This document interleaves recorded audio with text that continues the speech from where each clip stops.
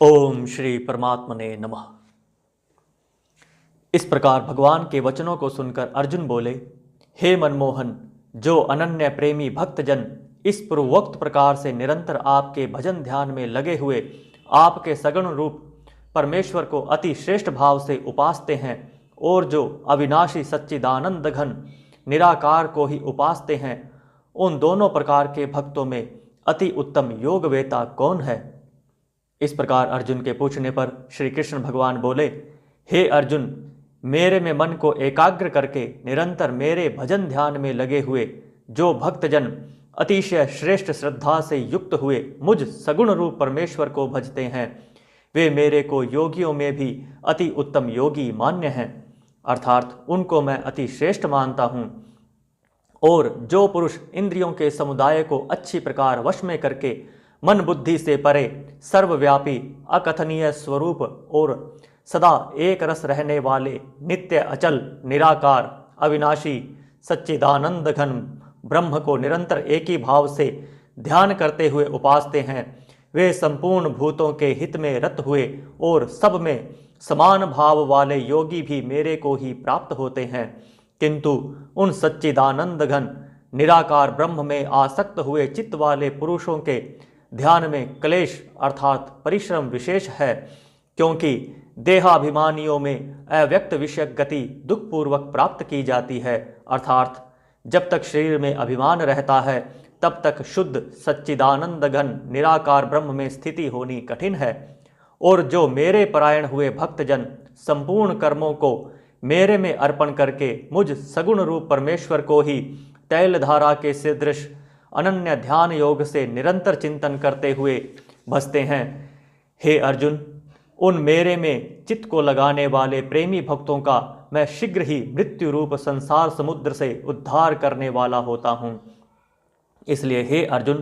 तू मेरे में मन को लगा और मेरे में ही बुद्धि को लगा, इसके उपरांत तू मेरे में ही निवास करेगा, अर्थात मेरे को ही प्राप्त होगा, इसमें कुछ भी संशय नहीं है। यदि तू मन को मेरे में अचल स्थापन करने के लिए समर्थ नहीं है तो हे अर्जुन, अभ्यास रूप योग के द्वारा मेरे को प्राप्त होने के लिए इच्छा कर। यदि तू ऊपर कहे हुए अभ्यास में भी असमर्थ है तो केवल मेरे लिए कर्म करने के ही परायण हो। इस प्रकार मेरे अर्थ कर्मों को करता हुआ भी मेरी प्राप्ति रूप सिद्धि को ही प्राप्त होगा, और यदि इसको भी करने के लिए असमर्थ है तो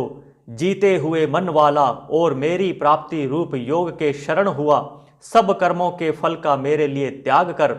क्योंकि मर्म को न जानकर किए हुए अभ्यास से प्रोक्ष ज्ञान श्रेष्ठ है और प्रोक्ष ज्ञान से मुझ परमेश्वर के स्वरूप का ध्यान श्रेष्ठ है, तथा ध्यान से भी सब कर्मों के फल का मेरे लिए त्याग करना श्रेष्ठ है, और त्याग से तत्काल ही परम शांति होती है। इस प्रकार शांति को प्राप्त हुआ जो पुरुष सब भूतों में द्वेष भाव से रहित एवं स्वार्थ रहित सबका प्रेमी और हेतु रहित दयालु है, तथा ममता से रहित एवं अहंकार से रहित सुख दुखों की प्राप्ति में सम और क्षमावान है, अर्थात अपराध करने वालों को भी अभय देने वाला है, तथा जो ध्यान में युक्त हुआ निरंतर लाभ हानि में संतुष्ट है, तथा मन और इंद्रियों सहित शरीर को वश में किए हुए मेरे में दृढ़ निश्चय वाला है, वह मेरे में अर्पण किए हुए मन बुद्धि वाला मेरा भक्त मेरे को प्रिय है, जिससे कोई भी जीव उद्वेग को प्राप्त नहीं होता है और जो स्वयं भी किसी जीव से उद्वेग को प्राप्त नहीं होता है, तथा जो हर्ष अमर्ष भय और उद्वेग आदिकों से रहित है, वह भक्त मेरे को प्रिय है। जो पुरुष आकांक्षा से रहित तथा बाहर भीतर से शुद्ध और चतुर है, अर्थात जिस काम के लिए आया था उसको पूरा कर चुका है एवं पक्षपात से रहित और दुखों से छूटा हुआ है, वह सर्व आरंभों का त्यागी, अर्थात मन वाणी और शरीर द्वारा प्रारब्ध से होने वाले संपूर्ण स्वाभाविक कर्मों में कर्तापन के अभिमान का त्यागी मेरा भक्त मेरे को प्रिय है।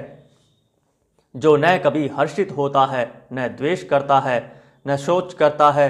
न कामना करता है, तथा जो शुभ और अशुभ संपूर्ण कर्मों के फल का त्यागी है, वह भक्ति युक्त पुरुष मेरे को प्रिय है। जो पुरुष शत्रु मित्र में और मान अपमान में सम है, तथा सर्दी गर्मी और सुख दुख आदि के द्वंद्वों में सम है और सब संसार में आसक्ति से रहित है, तथा जो निंदा स्तुति को समान समझने वाला है और मननशील है, अर्थात ईश्वर के स्वरूप का निरंतर मनन करने वाला है, एवं जिस किस प्रकार से भी शरीर का निर्वाह होने में ही सदा संतुष्ट है और रहने के स्थान में ममता से रहित है, वह स्थिर बुद्धि वाला भक्तिमान पुरुष मेरे को प्रिय है। और जो मेरे परायण हुए, अर्थात मेरे को परम आश्रय और परम गति एवं सबका आत्मरूप और सबसे परे परम पूज्य समझकर विशुद्ध प्रेम से मेरी प्राप्ति के लिए तत्पर हुए श्रद्धा युक्त पुरुष इस ऊपर कहे हुए धर्म में अमृत को निष्काम भाव से सेवन करते हैं, वे भक्त मेरे को अतिशय प्रिय हैं।